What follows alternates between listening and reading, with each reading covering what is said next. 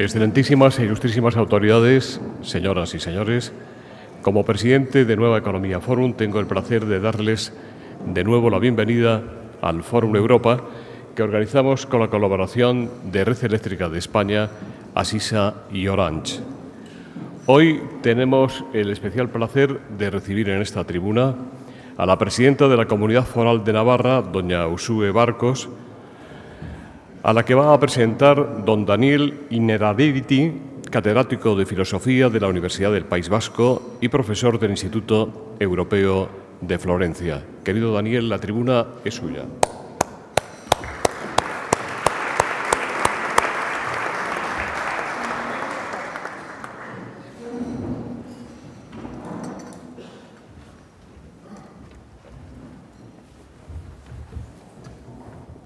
Buenos días a todos y a todas. Los que nos dedicamos a la teoría de la política, como es mi caso, sentimos una gran admiración por quienes hacen la política, sobre todo cuando la hacen bien. Conozco a Uxue Barcos, actual presidenta del Gobierno de Navarra, desde hace muchos años, cuando ella era una joven estudiante y yo un profesor casi tan joven como ella. Y para confirmar que las cosas no siempre son lo que parecen a primera vista, he de reconocer que con el tiempo he sido yo el que ha aprendido de ella. Viéndola gobernar he podido comprobar, con esa ingenua y feliz sorpresa del teórico, que aquello en lo que siempre he creído se puede llevar a cabo, que es posible hacer política con pasión, con voluntad integradora, con ambición transformadora, desde una concepción de la sociedad que se edifica sobre el autogobierno de la gente libre, de abajo arriba, sin imposiciones, con sentido de la responsabilidad social, abierta y acogedora con los más débiles y con quienes vienen de fuera. Creo que Uxue Barcos representa todo esto, pero déjenme que subraye especialmente dos cosas de ella. En primer lugar, su actuación habla por sí misma de la nobleza de la política, en medio de este lozadal en que se ha convertido en muchos sitios. No nos resignemos frente a quienes insisten en la inevitable suciedad y mediocridad de la política. No es verdad que sea imposible hacer la política de otra manera, y la Navarra de estos 3 años lo acredita, cada uno defendiendo sus convicciones, pero desde el respeto y la voluntad de entendimiento. Es fácil radicalizarse cuando nuestro adversario es radical. Es fácil y hasta humano dejarse arrastrar por la inercia del péndulo, pero la presidenta Barcos no es una mujer de inercias. Lo inerte no va con ella, sino que prefiere la acción que nace de la intención, de la inteligencia. Por eso, la otra cualidad que quisiera finalmente destacar de ella es su voluntad de que Navarra esté más integrada que cuando accedió al cargo, que sea realmente una Navarra de todos y de todas, que estime sus dos lenguas, respetuosa de su pluralidad y con un sentido fuerte de la solidaridad.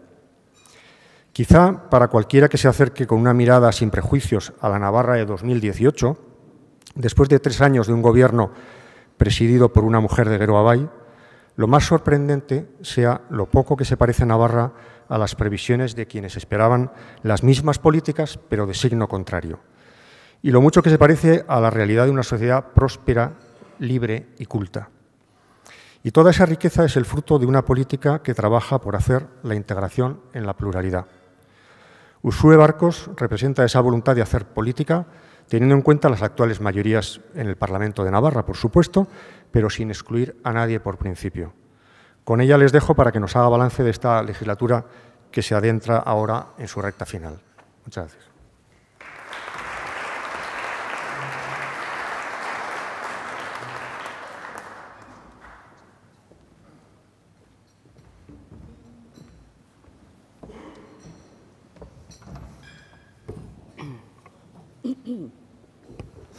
Buenos días, Egunon. Quiero comenzar agradeciendo, por supuesto, la invitación a Fórum Europa de Nueva Economía Forum, así como a los patrocinadores. Y, efectivamente, acudo a esta tribuna por segunda vez como presidenta de Navarra y cuando, lo ha apuntado muy bien Daniel Innerarity, cuando queda ya un año para finalizar la legislatura y todos sabemos que en tiempos políticos un año ya es casi un vertiginoso sprint. Si hace 2 años y ante la tarea ilusionante que tenía por delante comparecía en este foro mira el tiempo por no, con compromisos y con la convicción de poder llevar a cabo un proyecto de mejora de la sociedad. Hoy quiero hacerlo dando cuenta, efectivamente, de realidades que se viven ya en estos momentos en Navarra, en la comunidad foral. En aquella primera conferencia recuerdo que subrayé la importancia de la estabilidad institucional, algo que en Navarra no se había producido en los últimos 4 años y que en el conjunto del Estado, en el conjunto de España, cobraba especial dimensión ante las dificultades de formar gobierno. 2 años después, solo puedo decir que sigo en la misma posición, convencida todavía más si cabe de la importancia de la estabilidad institucional. En contraposición con lo que está sucediendo en el conjunto del Estado, en Navarra vivimos el periodo político más estable desde el inicio de la crisis. Quiero recordar que son ya 10 años, lo que nos está permitiendo construir en estos momentos una sociedad de bases más prósperas, más plurales, más solidarias y competitivas. Pero esta estabilidad política no viene dada, no es fortuita ni casual, y hay que reconocerlo, es muy costosa, requiere de negociación, de diálogo, de capacidad de llegar a consensos y, por lo tanto, también de saber ceder, de saber perder y de expresarlo con los propios.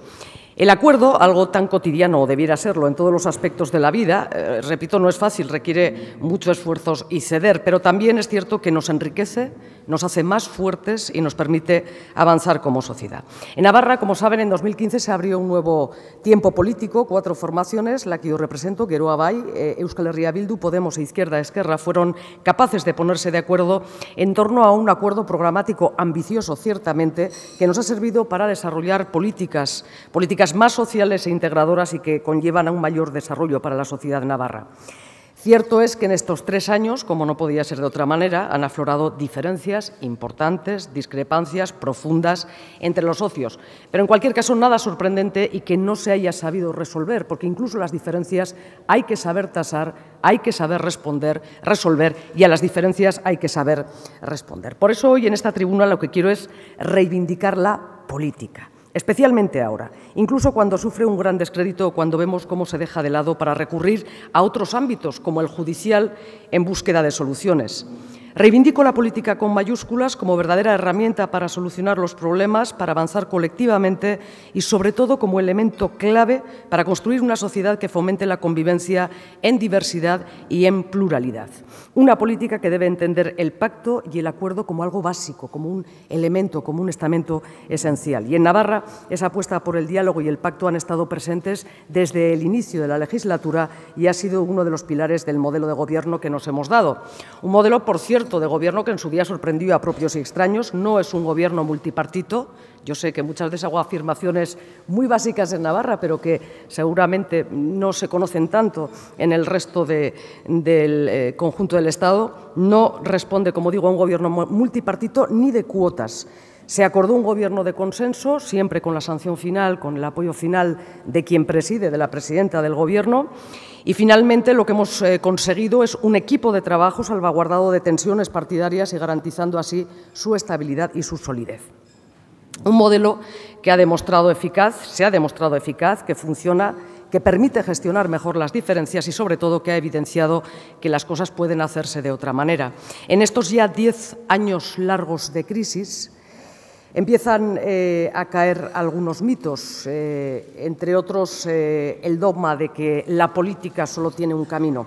Pero otro de los que me interesa que analicemos, y entro ya en materia, en esa, como decía, en ese balance que quiero hacer de lo trabajado en estos 3 años en Navarra, el otro, el dogma de la austeridad como única vía de salida a la crisis, se ha evidenciado erróneo. Así, era necesario apostar también en este camino, también en este ámbito, por nuevas fórmulas, y en Navarra lo estamos comprobando.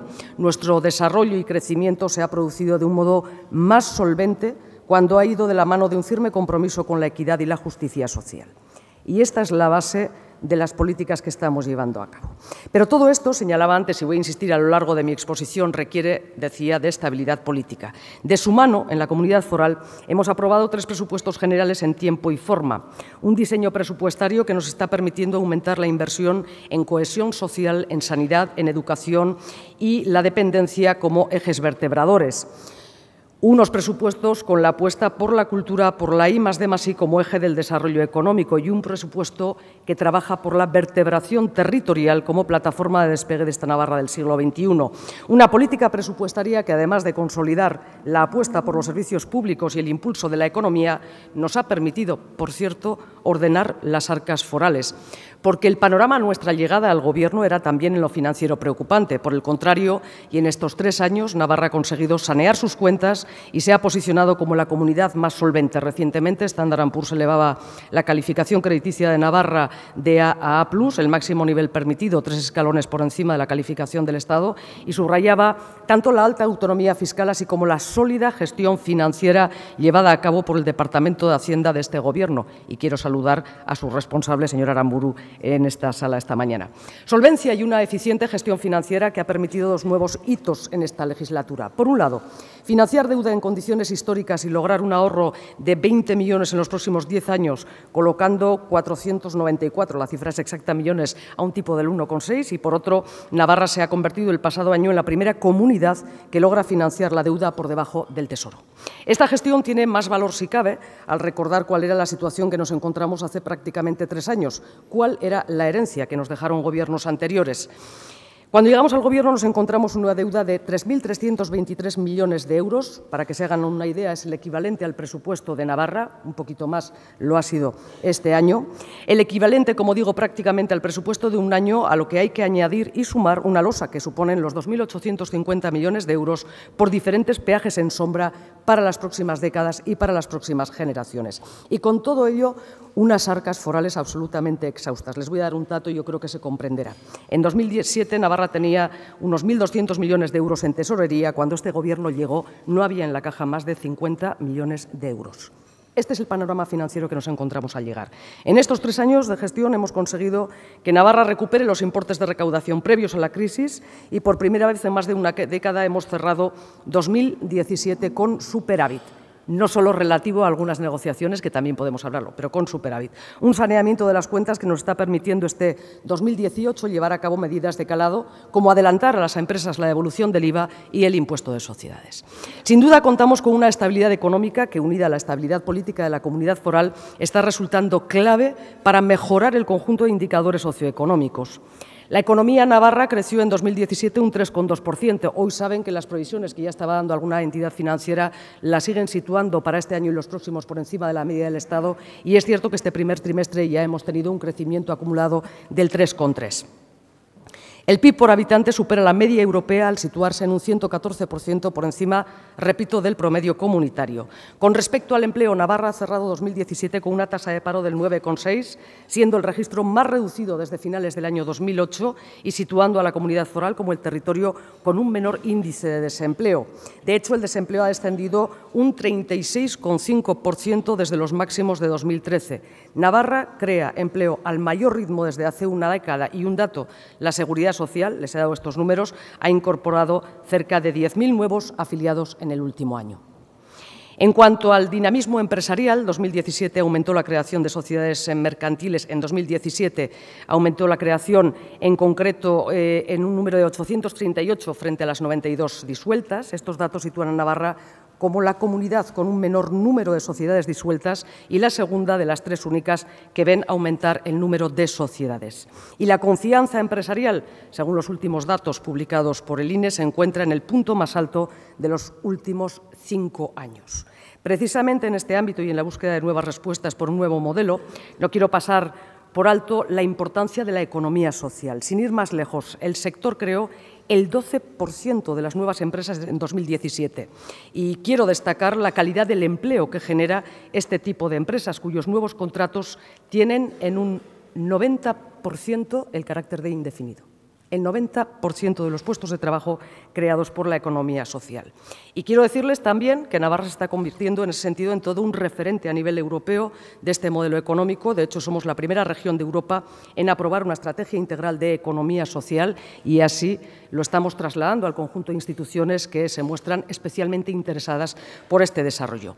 Pero, en cualquier caso, no es solo nuestro único ámbito de trabajo. La innovación es uno de los prioritarios y en el que nos estamos esforzando por mejorar. A lo largo de este año, el Gobierno de Navarra ha presupuestado un total de 40 millones de euros para el impulso de la innovación con el fin de fomentar las actividades de I+D de empresas, centros tecnológicos y organismos de investigación.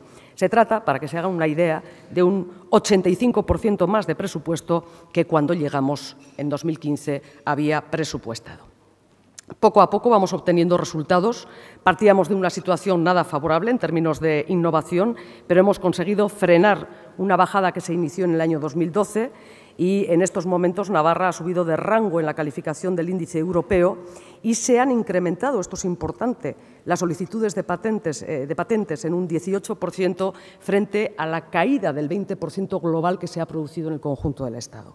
Y lo hemos hecho así porque lo que buscamos claramente es ser una región líder en innovación. Tendremos que competir y además fuertemente con otras comunidades cercanas, pero desde luego que lo vamos a hacer en lealtad y seguramente en el encuentro por batallar en ese ámbito. Para ello, hace unas semanas aprobamos el primer plan de ciencia y tecnología, el primer proyecto de estas características que se redacta en Navarra y que además promociona la excelencia, pretende instaurar un marco presupuestario estable para la I+D+I.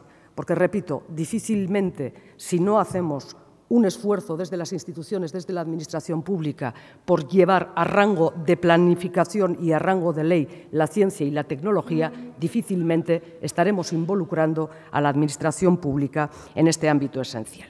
El compromiso con la innovación, en cualquier caso, va mucho más allá del entorno económico y de la prosperidad económica.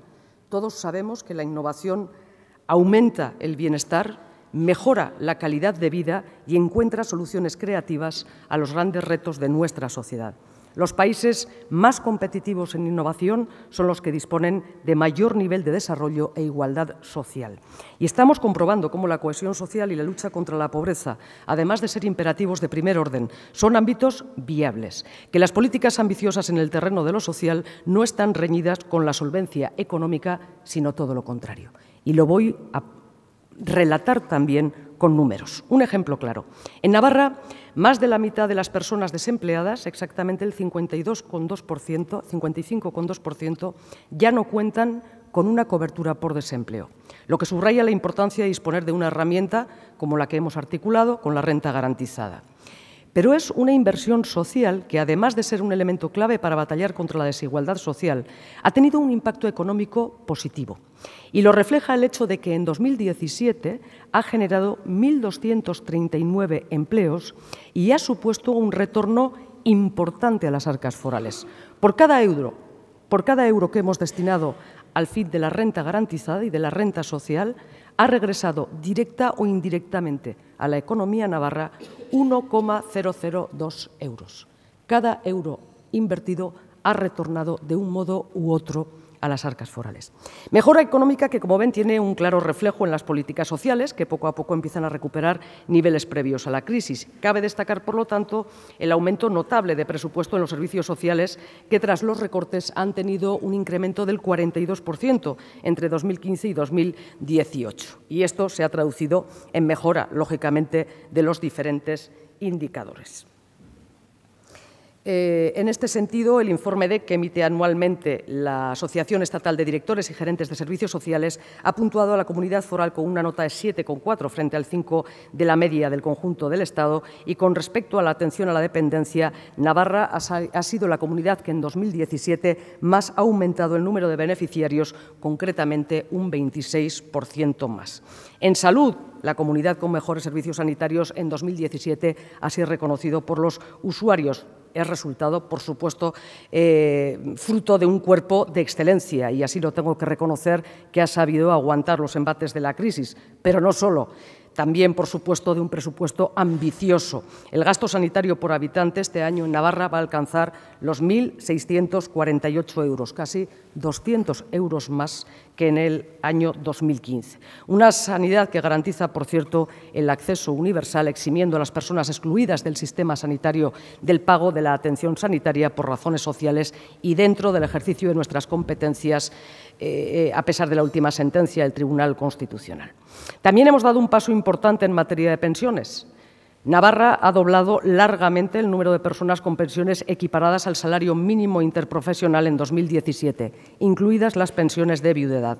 Gracias a la Ley Foral de Equiparación de todas las pensiones al SMI, hoy hay 23.000 personas que pueden beneficiarse de este complemento. De hecho, Navarra complementa por primera vez la pensión de jubilación de bajas cuantías con una media de 663 euros por persona al año, siendo la única comunidad del Estado que cuenta con este denominado impuesto negativo por la vía fiscal, por el cual se garantiza que estas personas reciban un complemento a la pensión, aunque no haya habido retención. Claro, poder garantizar, como vemos, unos servicios públicos de calidad y revertir muchos de los recortes llevados a cabo durante la crisis requiere un diseño presupuestario, pero sobre todo una política fiscal acorde y que lo sustente. Porque en materia fiscal solo hay dos modelos posibles. Por un lado, bajar los impuestos a costa de reducir gastos es una opción. Proponer a la sociedad reducir los ingresos fiscales explicando, eso sí, y hemos de hacerlo desde la política, que eso conlleva una merma en la capacidad de gasto y, por lo tanto, un recorte en las políticas públicas que atiendan las necesidades sociales. El conocido discurso de que el dinero está mejor en el bolsillo de la gente y que a partir de ahí cada uno haga lo que pueda es una de las opciones y posiciones. Y legítimo, además, el otro, el que trata de aumentar los ingresos con el objetivo de mejorar los servicios públicos y, en definitiva, fortalecer el estado de bienestar. Es el modelo que defiende el Gobierno que presido, una fiscalidad progresiva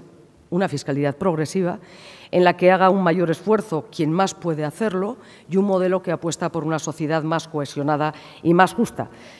Lo que no es aceptable, y aquí estoy mirando al ámbito de la política y creo que esto es importante, es proponer al mismo tiempo reducciones generalizadas de impuestos y aumentos de gasto. Eso claramente es mentir, eso es engañar a la ciudadanía. Partiendo de aquí, creo que ante este tipo de comportamientos poco honestos y que últimamente se escuchan con demasiada frecuencia, tanto en Navarra como en el conjunto de España, debemos batallar para superar el descrédito del esfuerzo fiscal. Creo que esto sí que es algo que nos compete a todos. Y de aquellas políticas fiscales que nos permiten avanzar en la adecuación de sociedades más solidarias y más cohesionadas. En Navarra hemos impulsado una nueva fiscalidad más progresiva y que supone un ejercicio de solidaridad social y de responsabilidad. Mejora la progresividad y la equidad, establece una mayor presión fiscal, moderada en cualquier caso, cuando mayor es la renta, y las deducciones que se aplican incentivan políticas de desarrollo en parámetros de igualdad de género, medioambientales, de innovación, de impulso a la economía social y de competitividad en Europa, entre otras. Marca además los cauces para que la fiscalidad de las empresas sea más acorde con los resultados económicos. Les voy a poner un ejemplo: el 85% de las empresas en Navarra son cooperativas, micropymes o pymes y tributan menos que en el conjunto del Estado. Se trata, por lo tanto, de un modelo fiscal que busca un reparto cualitativo que permita que Navarra pueda responder mejor a sus necesidades. Y resumiendo la posición de Navarra en lo que a sociedades, al impuesto de sociedades se refiere, quiero recordar que tenemos el nominal más alto del Estado, pero el real, bueno, pues no voy a decir más bajo, pero es cierto que las deducciones allá donde se quiere invertir, las deducciones allá donde se quiere invertir en I+D, las deducciones allá donde se quiere generar empleo en el ámbito local, las deducciones hacen de nuestras formas impositivas algunas de las más atractivas del conjunto del Estado. Navarra, como decía, recauda sus impuestos y paga sus servicios, pero también, y a través de la aportación, abona al Estado lo que le corresponde por las competencias no asumidas. Lo hace, además, de forma solidaria con el resto de las comunidades, aportando un 20% más al hacerlo en función del índice de renta y no del índice de población. Navarra aporta al conjunto de las arcas del Estado en aquellas materias que no están asumidas un 1,6% frente al 1,4% que le hubiera correspondido por la población. Con ese mismo índice contribuye también al Fondo de Compensación Interterritorial que se distribuye entre las comunidades autónomas menos favorecidas o menos potentes económicamente.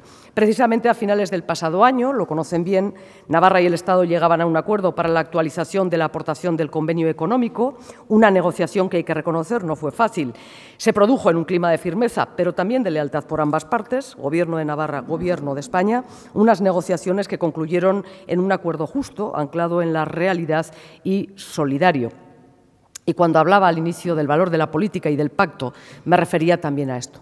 Un pacto entre Navarra y el Estado, dos administraciones públicas gobernadas por fuerzas políticas de signo muy diferente, pero que son capaces de negociar y ponerse de acuerdo. Un pacto que refleja precisamente el valor del diálogo cuando se trata de alcanzar acuerdos que benefician al interés general y al conjunto de los ciudadanos. Y veo efectivamente que no voy a cumplir el tiempo que se me ha recomendado, así que voy a tratar de ir resumiendo algunos de los, ese balance que yo quería relatar ante ustedes. No podemos olvidar, en cualquier caso, que el convenio económico es un instrumento con plena cabida en el contexto europeo, ámbito en el que Navarra está llamada a tener un papel protagonista, y si algo hemos conseguido a lo largo de estos 3 años ha sido precisamente recuperar esa confianza perdida en la fortaleza y en el papel que Navarra puede y debe jugar en Europa. Para nosotros, sin ninguna duda, es una apuesta estratégica. Para ello, hemos reivindicado un marco de relaciones estable y con visión estratégica, de ahí que estemos potenciando todas las sinergias ya existentes en la eurorregión, la nueva Aquitania, Comunidad Autónoma Vasca y Navarra, un eje de desarrollo transfronterizo con mirada atlántica, una población de 9 millones de habitantes, con uno de los mayores PIBs europeos y, sin ninguna duda, además, con una capacidad de desarrollo en lo tecnológico, en lo académico, universitario, que creo que nos pone, como decía, con esa mirada atlántica y de potencia en la aportación y en la construcción europea. Una apuesta, además, con resultados. Empresas, universidades y entidades públicas están ya en estos momentos impulsando proyectos con el acompañamiento del Gobierno en el seno de la eurorregión, consiguiendo hasta el momento atraer más de 44 millones de euros de fondos europeos, pero no solo eso. Navarra en estos momentos se ha colocado, gracias al apoyo de la Unión, a la cabeza de la lucha contra el cambio climático, al convertirse en la primera región europea en desarrollar una estrategia integral en este campo a través del proyecto LIFE NADAPTA. Navarra es una comunidad pequeña, con gran potencial. Cuenta con un sistema de educación superior modélico, 2 universidades, una pública, una universidad privada, que conviven y en estos momentos además colaboran en el ámbito de la investigación científica con unos resultados excelentes.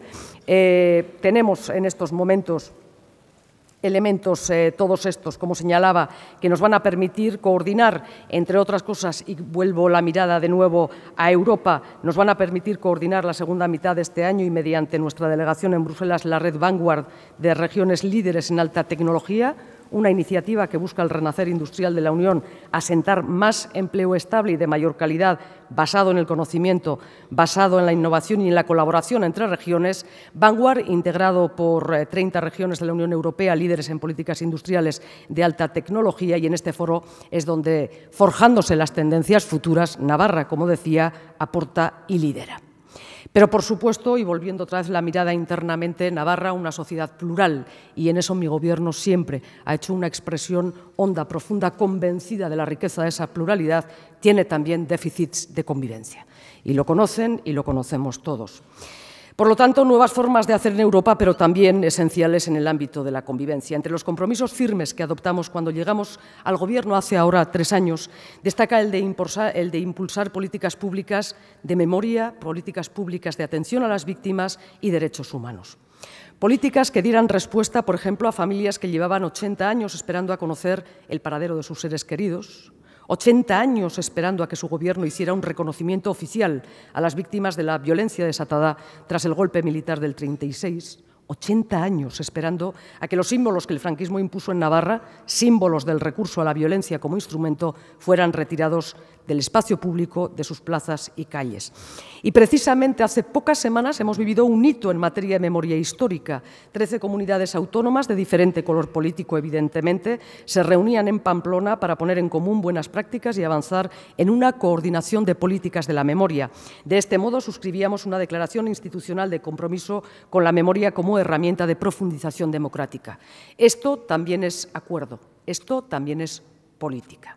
Un encuentro que fue organizado por la Dirección de Paz y Convivencia, una estructura de gobierno que fue creada por primera vez esta legislatura y que es la encargada de impulsar también políticas públicas de atención a víctimas y promoción de una cultura de paz, respeto y convivencia. Porque, dada su conformación, el gobierno que presido asumió un doble compromiso a la hora de impulsar políticas públicas de atención a las víctimas del terrorismo. Un compromiso con el deber de memoria que todas las sociedades democráticas tenemos para con quienes han sufrido la injusticia de la la violencia y un segundo compromiso con el derecho de las víctimas a la verdad, a la justicia y a la reparación.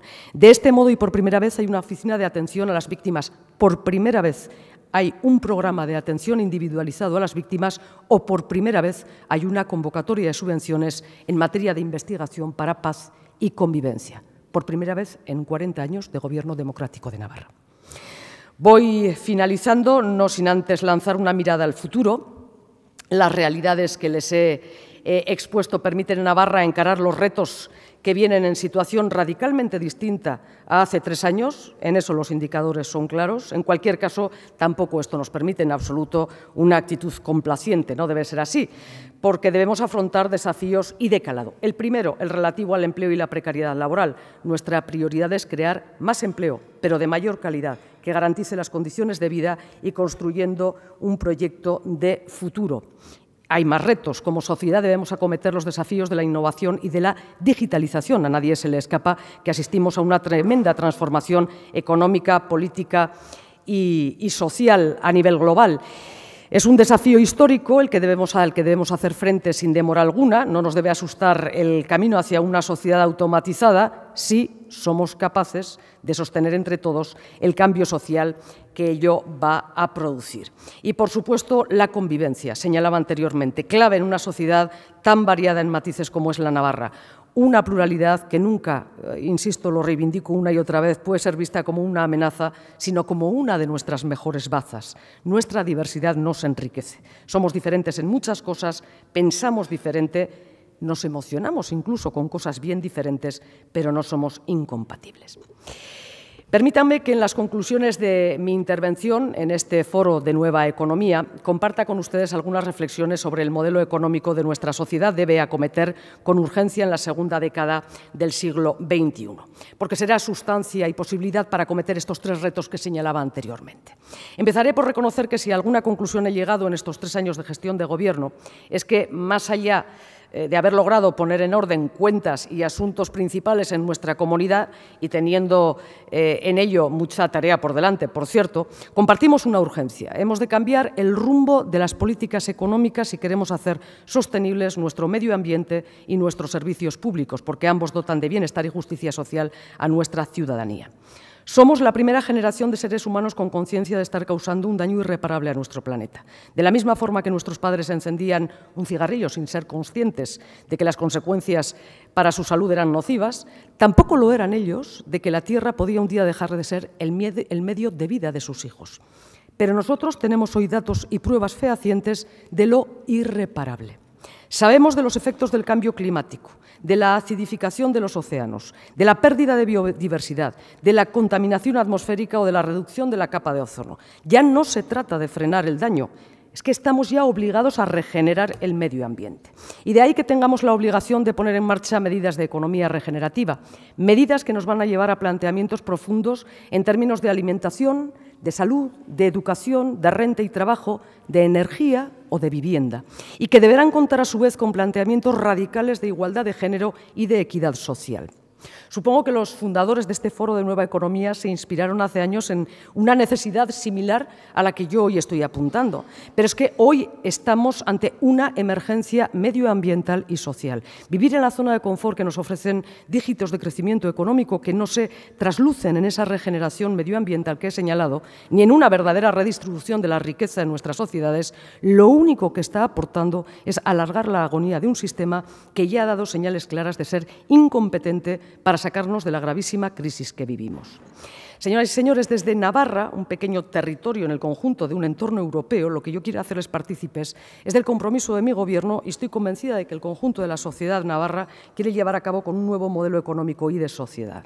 Navarra ha puesto ya en marcha proyectos de economía circular con la intención bien definida de buscar el equilibrio económico en vez de un mero crecimiento económico. Somos hoy la economía del Estado que más crece y en la que más ha disminuido el desempleo. Por eso estamos en condiciones de dar un giro en la defensa radical de nuestro medio ambiente y de esa apuesta declarada por la economía social. Aspiramos a políticas de coste cero medioambiental, no solo en virtud de políticas de reciclaje, reutilización, energías limpias, sino que apostamos por modelos colaborativos económicos de los que debo decir que Navarra siempre ha sido pionera. En tan solo 3 años, la economía social o colaborativa y los proyectos de economía circular han crecido hasta suponer un 20% de nuestro PIB. Quiero recordar que el PIB en Navarra es uno de los que tienen un mayor índice de PIB industrial en el conjunto de Europa. Hablamos, por lo tanto, de un PIB de importancia en esta materia. Pero para llevar a cabo esa tarea ingente de darle la vuelta a nuestro sistema económico, que cada día genera más desequilibrios a nuestro entorno medioambiental y a las propias personas que forman nuestra sociedad, necesitamos un nuevo marco de contrato social.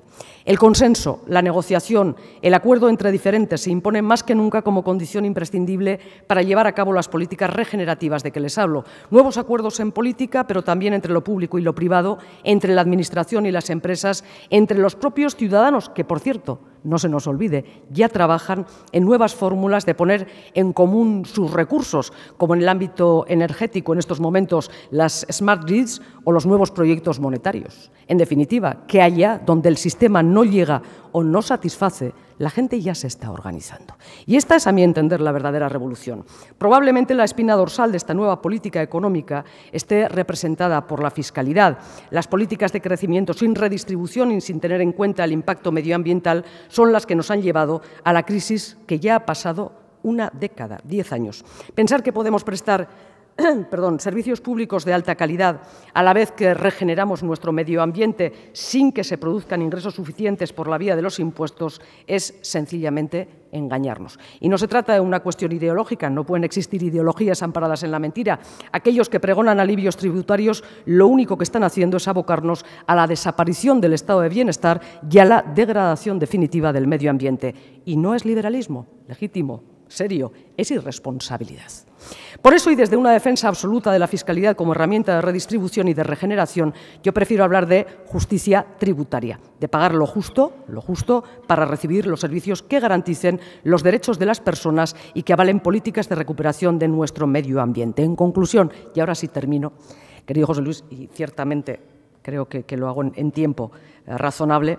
En conclusión, y tras 3 años de ardua gestión de recuperación de las cuentas públicas en Navarra y de sus principales indicadores económicos, 3 años de compleja labor de consenso político, hoy estamos en el punto de partida de una tarea tan urgente como imprescindible: preservar nuestro techo ecológico y defender nuestro fundamento social del bienestar. Es tarea de todos. Navarra quiere ser vanguardia en la aportación de modelos y soluciones para el conjunto. Queremos ser generosos con las capacidades de nuestro derecho foral nos concede. Queremos compartir el trabajo de regeneración para construir una sociedad dinámica y más propia, en equilibrio, porque solo así vamos a ser capaces de vivir en una sociedad en paz y en justicia. Y estas son las bases que en Navarra estamos intentando asentar, las bases sobre todo para construir una Navarra, pero una sociedad mejor. Muchas gracias. Eskerrik asko.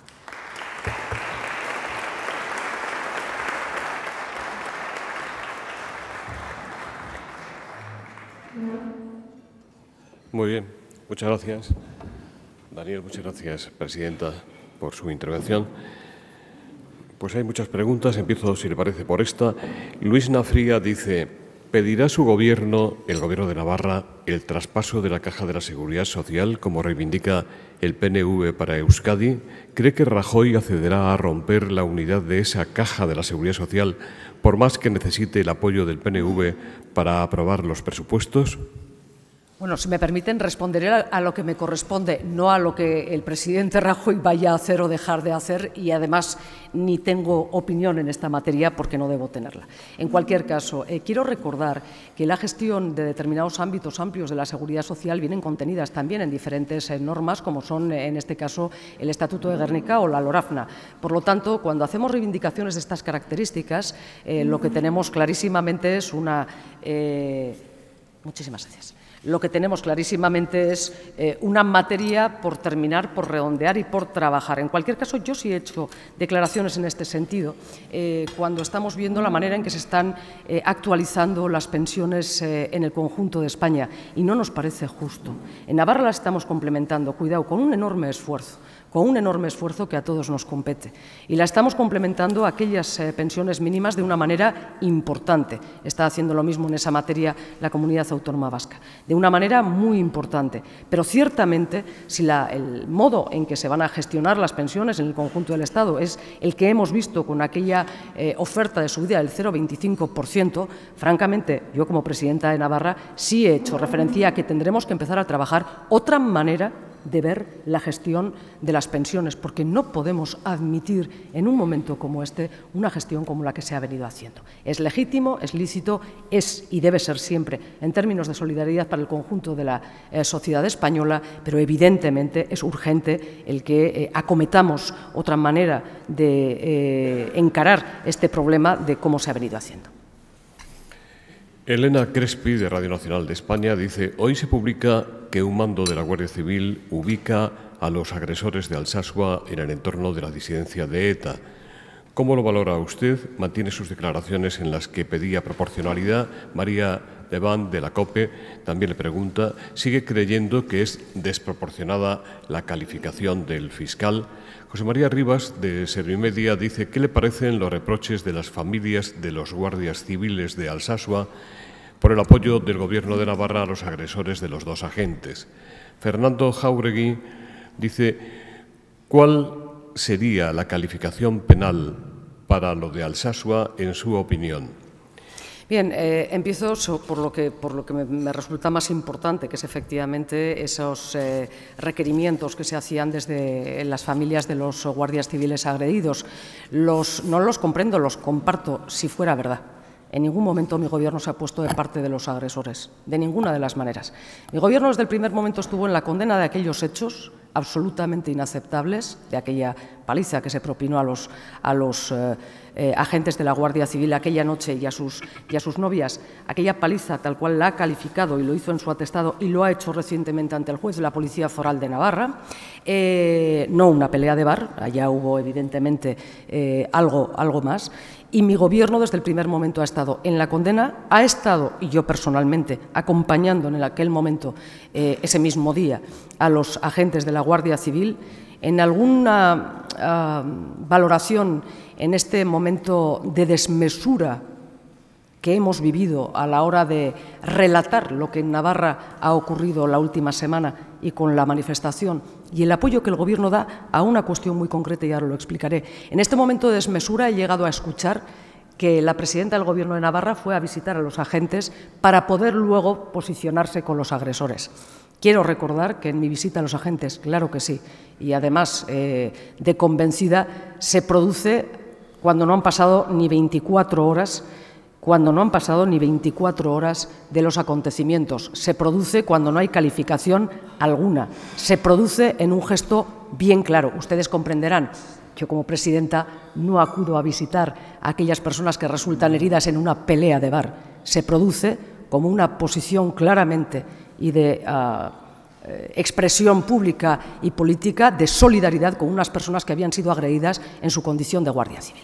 Dicho esto, la calificación como un delito de terrorismo está cuestionada. Yo no me hubiera atrevido nunca a cuestionarla si no tuviera fundamento jurídico. Está cuestionada por juristas reconocidos y solventes.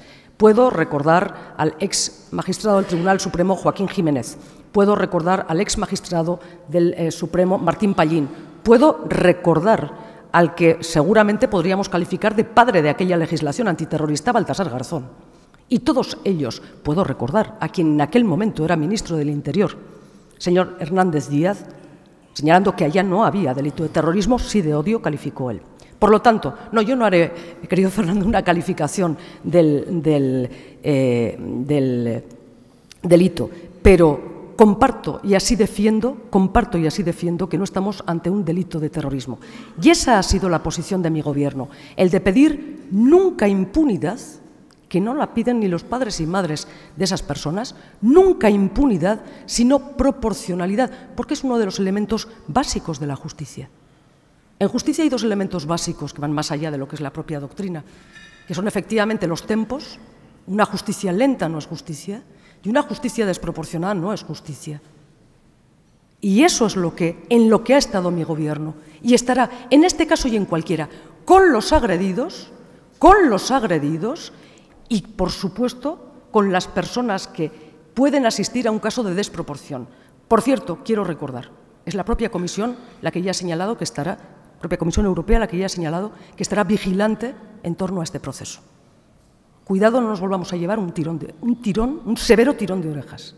Por lo tanto, esa es la posición de mi gobierno, nada de lo que yo he podido escuchar, y les he de decir que en algunas ocasiones me he sentido absolutamente avergonzada por la desmesura con la que se ha calificado la actuación del Gobierno como institución o de otras personas que han ido, repito, en la defensa de la posición por la mesura, por la proporcionalidad en la aplicación de la justicia y del Código Penal. Y esta es la situación. Yo creo que he respondido básicamente a todo. Mayalen Arratibel, de Radio Euskadi, dice: el Gobierno de Navarra se presenta como acusación particular en el caso de la manada. ¿Qué espera la presidenta de cara a la sentencia que se leerá este jueves? Desde Onda Cero de Navarra también le preguntan. Este próximo jueves se va a conocer el fallo. Las acusaciones populares ejercidas por el Gobierno de Navarra y el Ayuntamiento de Pamplona piden 25 años y 9 meses de prisión para los 5 acusados. La sentencia llega 5 meses después de la celebración del juicio. ¿Qué esperan ustedes del fallo judicial? Bueno, empezaré por explicar que efectivamente el Gobierno de Navarra está personado. También aquí a veces he escuchado algunas explicaciones que nada tienen que ver con la realidad y por si acaso prefiero expresarlas y poner de manifiesto el porqué. El Gobierno de Navarra, por acuerdo tomado en su día y por unanimidad de los miembros del Consejo de Gobierno y a propuesta del Instituto Navarro de la Mujer, se persona en los casos en que se han producido agresiones sexuales cuando así la familia, la persona agredida por descontado y su familia lo acepta. Se trata, lógicamente, de acompañar a estas personas en un momento en el que hay que enfrentarse a un caso en el que, o a un juicio en el que estamos tratando cuestiones que vulneran tanto la intimidad de las personas. Es un acompañamiento convencido, lógicamente, y es una posición que lo que pretende, como digo, es alertar, llamar y acompañar a las víctimas por este tipo de violencia. Dicho esto, es cierto que la sentencia ha tardado 5 meses. Es algo que creo que en el ámbito también en el ámbito de la justicia en Navarra, en fin, nos tenía también al conjunto de la sociedad sorprendidos, pero como comprenderán yo no voy a hacer ninguna previsión sobre qué vaya a ser o no vaya a ser, ni qué esperamos ni no esperamos. Los jueces hablarán y el resto de partes pues reaccionaremos en el sentido que entendamos deba ser. Soledad Torío le pregunta, presidenta, cómo va a quedar finalmente el trazado del desvío de la Y vasca del AVE a Navarra y si hay realmente discrepancias con el Gobierno de Urkullu en este punto o se va a sellar un consenso. ¿Se retrasarán las obras de este desvío? Me sorprende la llamada a esos disensos porque no existen ni uno, le diré más. Creo que es la primera vez en la historia, en la larga historia del AVE en Navarra, es que digo la larga historia porque hace 30 años que se dijeron esto está ya. Entonces, bueno, esto nos ocurre en muchas, supongo, zonas y territorios de España, pero en Navarra son 30 años ya. En esta larga historia, como digo, del proyecto, es la primera vez que el Gobierno de Navarra y el Gobierno vasco se sientan para hablar, para razonar, para alcanzar acuerdos, a una con el Ministerio, que quiero recordar es la entidad administrativa competente en esta materia, en el desarrollo de este tipo de infraestructuras, y le aseguro que el consenso es absoluto. Las diferencias no son tales. Hay dos posibles soluciones a la conexión entre el corredor a su paso por Navarra y la Y vasca, que son Ezkio y Vitoria. Entendemos que Ezkio es una propuesta o una alternativa de un mucho mayor precio, pero es mucho más rápida, sobre todo a futuro entendemos que tiene una mayor capacidad de drenaje de transporte y sin ninguna duda además en tiempo es mucho menor. Por lo tanto, seguramente la diferencia en estos momentos está con el Ministerio y lo comprendemos, no es una discrepancia porque efectivamente la conexión por Esquio es en ese sentido más cara. Las posiciones que está defendiendo en estos momentos la Comunidad Autónoma Vasca no me competen a mí expresarlas, pero repito, es que no hay disensos entre las partes ni mucho menos. Juan Sáez dice: Navarra es excedentaria en recursos hídricos, pero no se gestionan correctamente. Miles de hectáreas inundadas es una muestra de ello. ¿Cómo van a controlar esta situación que se repite año tras año? ¿Y cómo valora su Gobierno la necesidad de compartir esos excedentes de agua con otras comunidades autónomas? Vamos a ver, no puedo aceptar la mayor. La gestión ni muchísimo menos es deficitaria o no acomete. Ocurre, eso sí, que efectivamente la manera en que hemos ido en Navarra y yo diría que en el conjunto de Europa, en que hemos ido comiendo terreno a los ríos o al mar, tienen consecuencias cuando los ríos o cuando el mar deciden bueno, pues recuperar y pasar allá por donde estaban. Es cierto que siempre es mejorable, pero mire usted, digo que no acepto la mayor porque si hay crítica a la manera en que se han llevado a cabo la prevención en estas obras, la competencia no es del Gobierno de Navarra, sino de la Confederación Hidrográfica del Ebro y, por lo tanto, del Ministerio. Pero no creo que se haya gestionado mal, es decir, aquí sí voy a defender al Ministerio y a la Confederación Hidrográfica del Ebro, aunque las cosas pueden todavía mejorarse, hay margen para la mejora. Quiero recordar que en la gestión que a Navarra le ha correspondido en las últimas riadas, solo puedo felicitar, lo he hecho públicamente en Navarra, me dan la oportunidad de hacerlo, quiero hacerlo hoy también aquí. Quiero felicitar a Policía Foral Bomberos, a Guardia Civil, quiero felicitar a todos los servicios de emergencia que han trabajado y han colaborado en unas riadas importantes. Quiero felicitar a todos los alcaldes de la Ribera, que lo han hecho además de una manera enormemente eficaz, de tal manera que unas riadas importantes, la riada que ha llevado tanto Arga como los diferentes afluentes del Ebro y luego ya en la avenida que se ha producido en el propio Ebro a su paso por Navarra, no ha habido que realizar ni un solo rescate personal. Esto sí es algo histórico. Ni un solo rescate personal. Es verdad que las nuevas tecnologías nos ayudan, es verdad que las nuevas tecnologías nos permiten un contacto rápido, pero es cierto que se ha hecho una labor absolutamente modélica. Ojalá, no me atrevo a decirlo con la boca muy grande porque vamos a tener con el deshielo problemas de nuevo, lo sabemos. Navarra tiene efectivamente el Ebro a su paso le ocurre otro tanto a Aragón y a Cataluña, claro, el Ebro a su paso por territorio y el Pirineo en el norte y por lo tanto uno y otro en años como este, ustedes ya me comprenden, en el que la nieve ha sido un magnífico regalo a lo largo de muchos meses, pero realmente en estos momentos pues nos supone un problema de gestión, pues seguramente vamos a ver situaciones de nuevo como estas. Con respecto al compartir el agua, por descontado, y de hecho quiero recordar que en Navarra se están produciendo embalsamientos que tienen como objetivo efectivamente el que se produzcan. ¿Con qué no estamos de acuerdo y no está mi Gobierno? Con que eso no se haga en las mayores condiciones de seguridad, no digo que no se esté realizando, tenemos dudas con respecto a una obra que ha resultado polémica en Navarra durante mucho tiempo, como es el recrecimiento del embalse de Iesa, muy importante en todo este proyecto, como señalaba, dudas sobre el comportamiento de una ladera y lo que sí buscamos, a una con el Ministerio, es que esas medidas de seguridad sean, primero, las óptimas. Nunca la seguridad es en fin, reseñable, nunca la seguridad es posible al 100%, pero evidentemente sí las más óptimas y sí en las más óptimas condiciones de comunicación a la población que vive allá, porque la gente se preocupa ante obras de estas características cuando se producen obras de estas dimensiones. Y repito, cuando el comportamiento de la propia, de la propia orografía pues no responde y genera en fin, problemas, alarmas. Tamara Luaces dice: en el País Vasco el PNV ha mostrado de forma abierta su oposición y su temor por la política crítica con el concierto económico vasco que hace Ciudadanos. Albert Rivera no menciona tanto al convenio navarro. ¿Cree que Ciudadanos, si llega algún día a gobernar, puede acabar o limitar o condicionar esta forma de relación fiscal y económica entre Navarra y el Estado? Sí, me preocupa profundamente por la carga de desconocimiento de la realidad política española que suponen posicionamientos como estos. Mire, a mí me ha tocado me ha tocado conocer y trabajar, en algunos casos, con ministros de Economía y Hacienda españoles, todos jacobinos, por cierto, unos a la derecha, otros a la izquierda.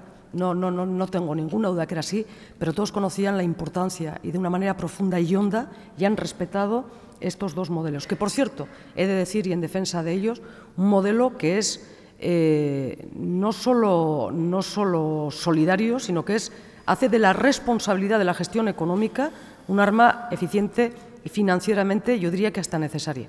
Yo siempre he dicho, y creo que lo dije en este mismo foro, que el modelo creo que es perfectamente exportable al conjunto de las comunidades autónomas. Ahora, hay que querer asumirlo, ¿eh? Hay que querer asumirlo, ¿eh? Y yo cuando señalaba en mi exposición que cuando llegamos al Gobierno hace ahora 3 años, o en julio hará 3 años, recuerdo que el consejero de Hacienda me llamó y me dijo: tenemos 50 millones en la caja, y yo no sabía muy bien qué me quería decir. Bueno, pues no teníamos probablemente ni para haber pagado las nóminas de un año. Esta es la realidad, hay que querer asumirlo. Pero es un ejercicio de responsabilidad. ¿Qué me preocupa de Ciudadanos? El desconocimiento, como digo, ante una realidad, ante, en fin, de consenso político, de política con altura, de reconocimiento. Un modelo, repito, que no es un privilegio, es un ejercicio de responsabilidad. Y yo siempre he defendido que allá donde alguna comunidad autónoma quiera repetir el modelo, el origen es otro, la razón es otra. Yo ahí no entro, no estoy hablando de repetir el modelo, hágase, pero hay que asumirlo, ¿eh? Es decir, a nosotros no nos queda, cuando va acercándose final de año, no nos queda sino jugar con nuestras propias cuentas, con nuestros propios ingresos, y nuestros gastos han de ser responsables en esos términos. Empezando, porque quiero recordar que la primera casilla que el consejero de Hacienda rellena cuando diseña los presupuestos del año próximo es la de la aportación al Estado, con el 1,6. Vayan como vayan los ingresos del año. Vayan como vayan las previsiones de ingresos. La primera casilla es el 1,6 de los presupuestos generales del Estado, ¿eh?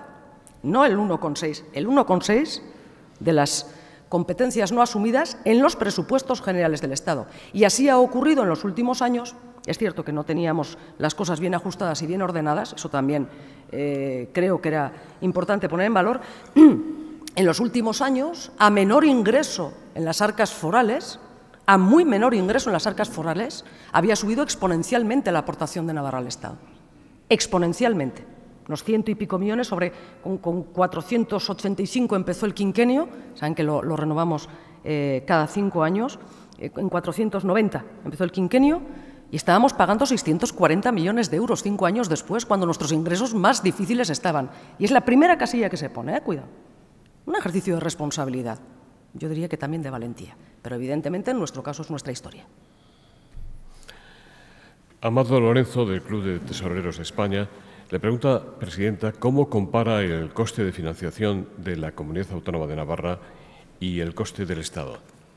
Pues me va a permitir, y yo le agradezco la pregunta, pero seguramente será después el consejero de Hacienda quien le pueda dar mucha mejor respuesta de la que le pueda dar yo en este momento con respecto a una situación que sí quiero decir, tiene también mucho que ver con ese orden de cuentas que hemos señalado a lo largo de mi intervención, y sobre todo con una tarea y una labor que yo aquí sí quiero hacer pública en términos de felicitación al equipo de la Hacienda Foral de Navarra, que no lo es de ningún gobierno, que es el de la Hacienda Foral de Navarra, y que, por lo tanto, en este caso sí, comandado por una posición política que lidera el consejero Aramburu, yo creo que ha hecho un magnífico y brillante trabajo. Yo antes les reseñaba algunos de los datos. Creo, de verdad, repito, que un magnífico trabajo en estos 3 años.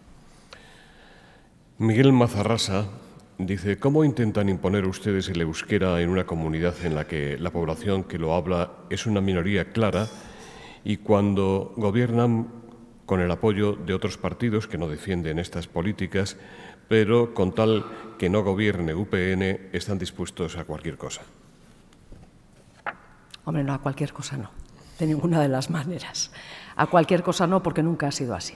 Y le diré más, estas son mayorías las que hoy sustentan al Gobierno de Navarra, que no se hubieran podido producir en una circunstancia en la que, por ejemplo, ETA estuviera en activo. Cualquier cosa no, de ninguna de las maneras. Pero es que además, y yendo a la pregunta, oiga, ¿quién está imponiendo qué?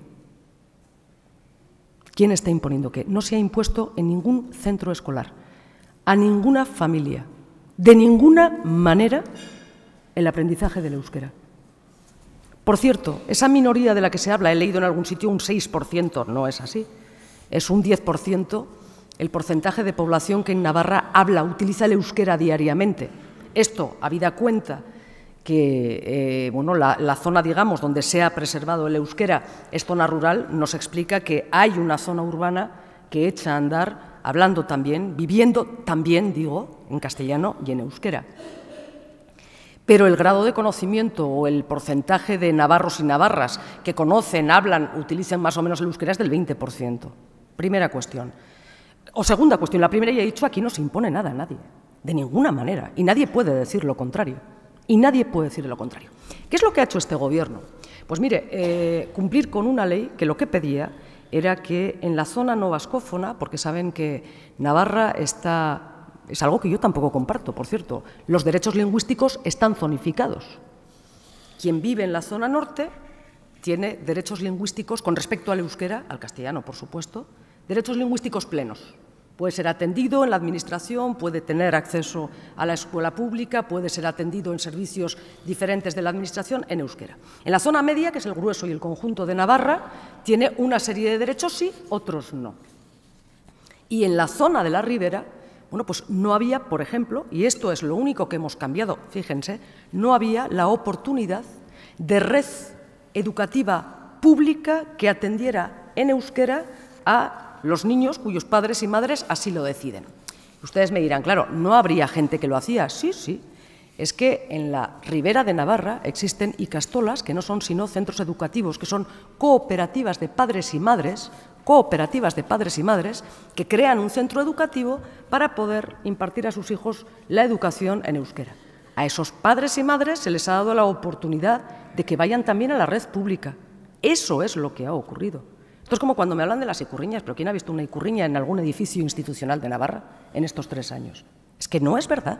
Yo de verdad creo que cuando las críticas legítimas han de ser efervescentes y han de ser rigurosas y han de ser duras, pero sean con base a elementos ciertos.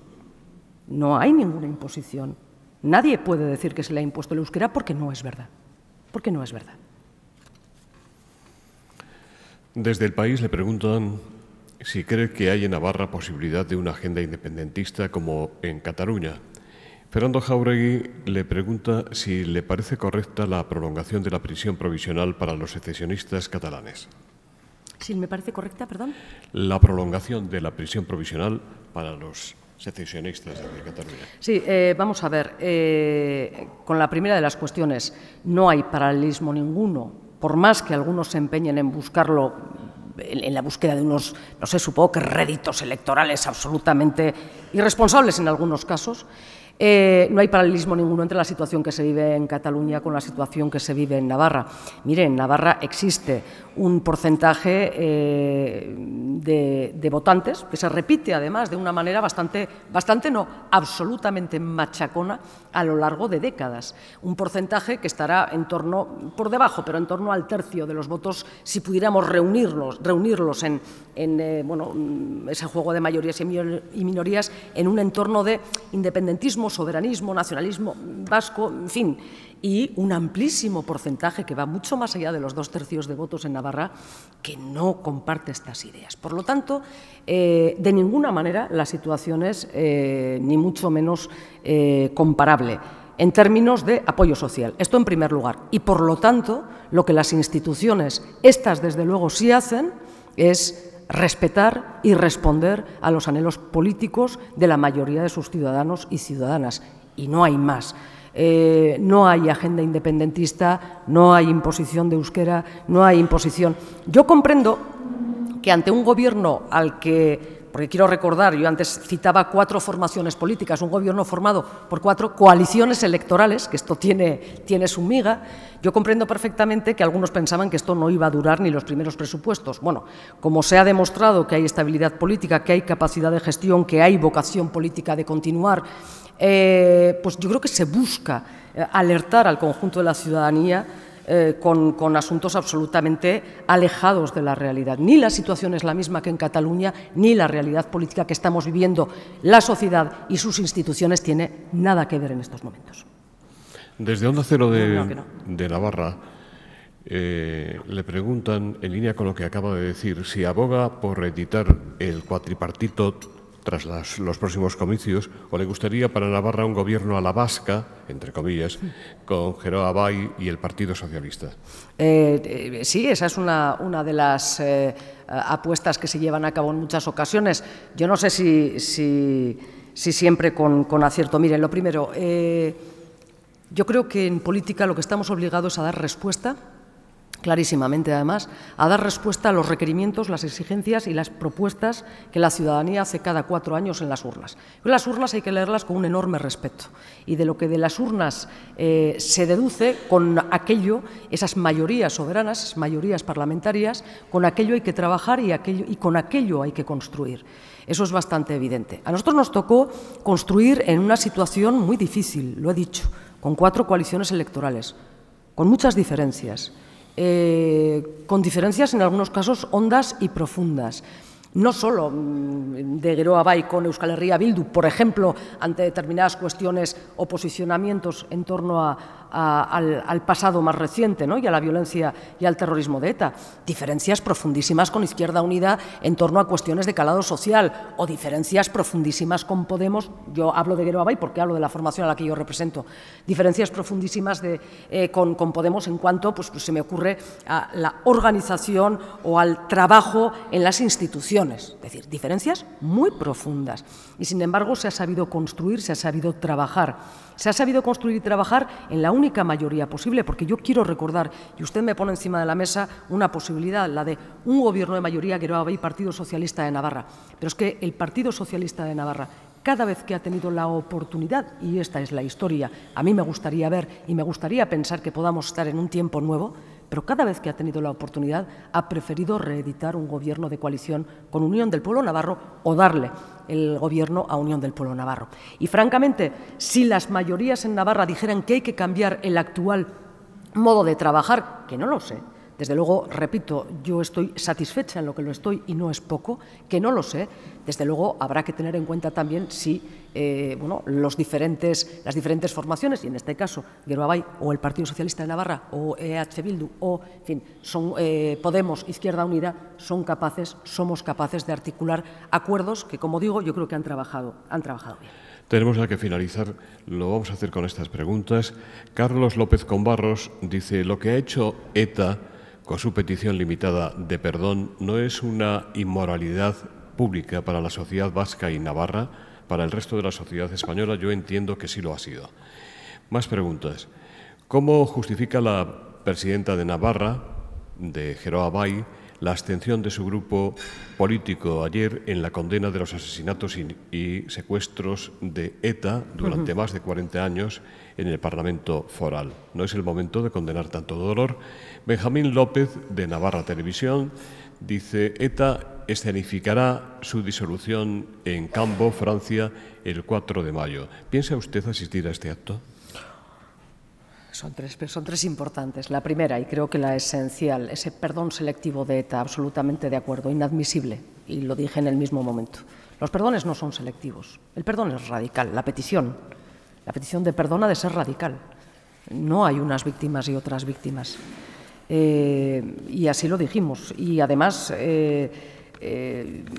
yo lo tengo muy claro, si este ha sido un paso para ir en la mejor dirección, desde luego esa mejor dirección, si ha de terminar con el perdón, ha de ser el perdón sin resquicios, el perdón sin fisuras, el perdón, repito, con radicalidad. Aquí sí, con radicalidad. Bien, esto clarísimamente. ¿Ha sido una ofensa para las sociedades? Yo no me dejaría ofender, en este caso por ETA, o por quien no me dejaría ofender. Creo que la dignidad de las víctimas y la dignidad de las víctimas, que debe ser acompañada por el conjunto de la sociedad, no puede ser ofendida, desde luego no por ETA, de ninguna manera. En primer lugar. Segunda pregunta, porque la tercera era Cambó, la segunda era... Sí, las condenas de ayer, efectivamente. No, vamos a ver, y quiero decirlo, y aquí está el portavoz de mi grupo parlamentario, que además lo expresó con rotundidad y claridad. Geroa Abay ha condenado siempre la actuación del terrorismo de ETA y de cualquier tipo de violencia, la del terrorismo de ETA de manera alta y clara. Suelo decir que lo podemos decir más claro, pero no más alto, ha sido evidente.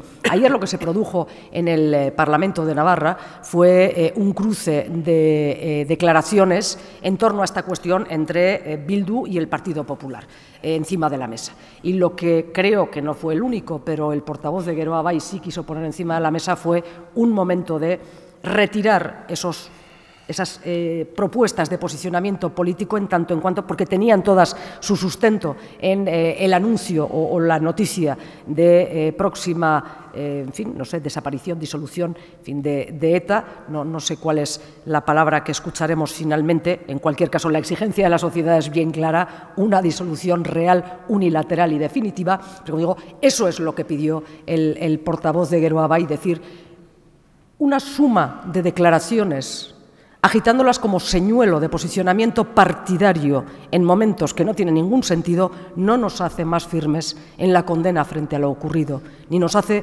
más sensatos en la recuperación de la memoria de lo ocurrido, ni nos hace más firmes en el acompañamiento a las víctimas, de ninguna manera. Vamos a dejar esta cuestión y de eso se ha pretendido hacer lo que no es y lo que todo el mundo sabe además es falso. Geroa Bai nunca ha eludido la condena al terrorismo y a la violencia. Y la última, Cambó. Mire,